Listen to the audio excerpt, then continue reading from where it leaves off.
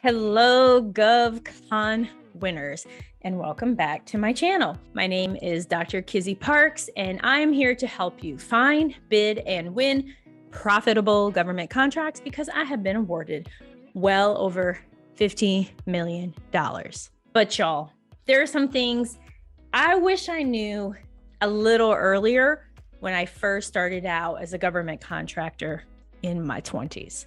One thing, I really wish I knew this, and that was ask permission instead of forgiveness. I was under this impression that because I was in this government contracting space as very strict and you had to follow every single thing, or I guess your company's going to implode. I don't know. I really thought this. I thought, hey, you must do everything accordingly or else. I don't know what accordingly meant or else, but that's what I thought. Okay.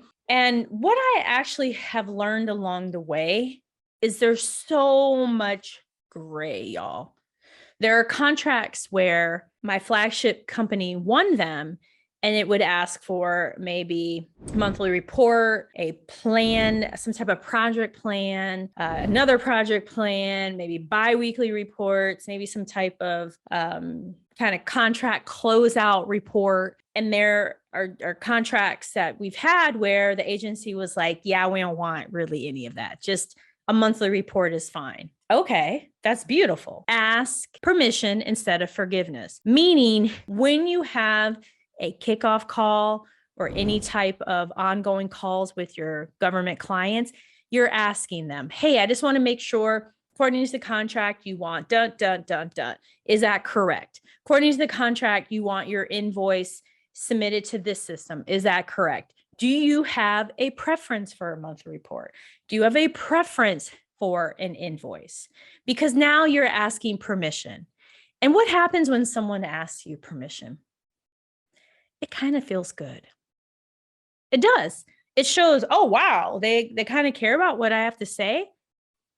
And at the end of the day, it's going to minimize any kind of issues that you have with invoicing or with that client. Well, you know, the contract said I had to give you all these reports. I understand that, but I never said to you that you had to give me all these reports. And then it turns into a he said, she said, and it's disastrous. And at the end of the day, the client thinks you are not making my life easier. And why are we contracting with them?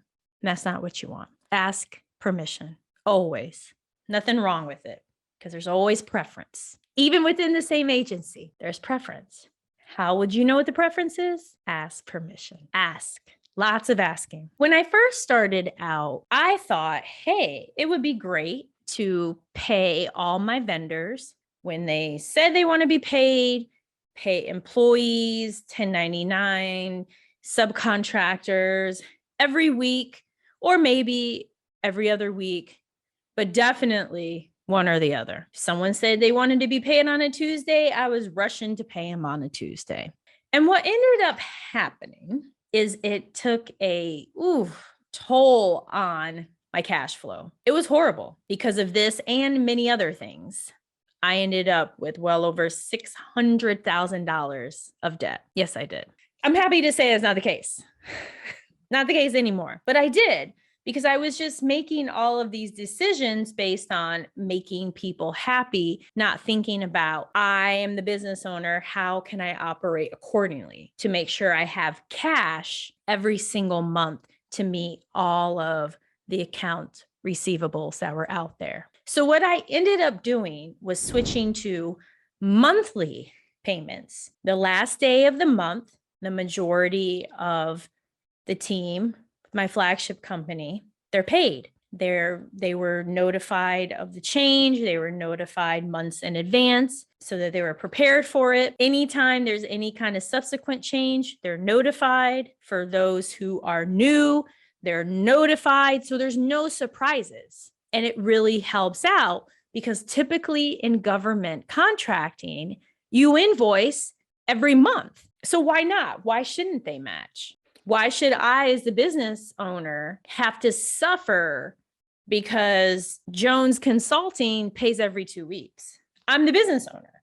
I get to decide the payment frequency. So it worked out really, really well There's no issues, no questions, everyone is happy because they were made aware.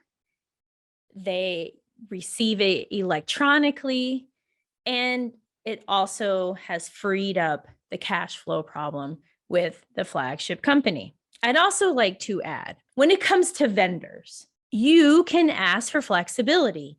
If there is a vendor, let's say your human resource system, they want payment at the end of every month, and that doesn't work for you, contact them and ask them, hey, is there any way you can maybe switch this to the 15th? Is there any way I could pay you early? They're going to say yes or no. But what's really helpful and for you to remember is that you are in control. You are the one in charge. And there's nothing wrong with asking permission. Nothing wrong with that at all. In the beginning and for several years after, I looked to everyone for the answer when it came to government contracting, how to obtain more contracts, how to manage existing contracts, how do you best invoice, how do you onboard, how do you pay, how do I go about teaming?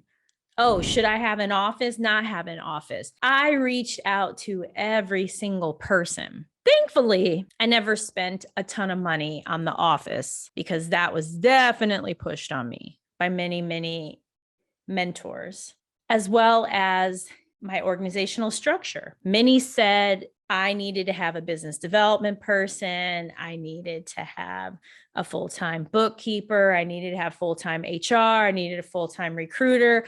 And I just remember thinking like, oh my gosh, this is so expensive. Like, why do I need all these people? Why do I need an office?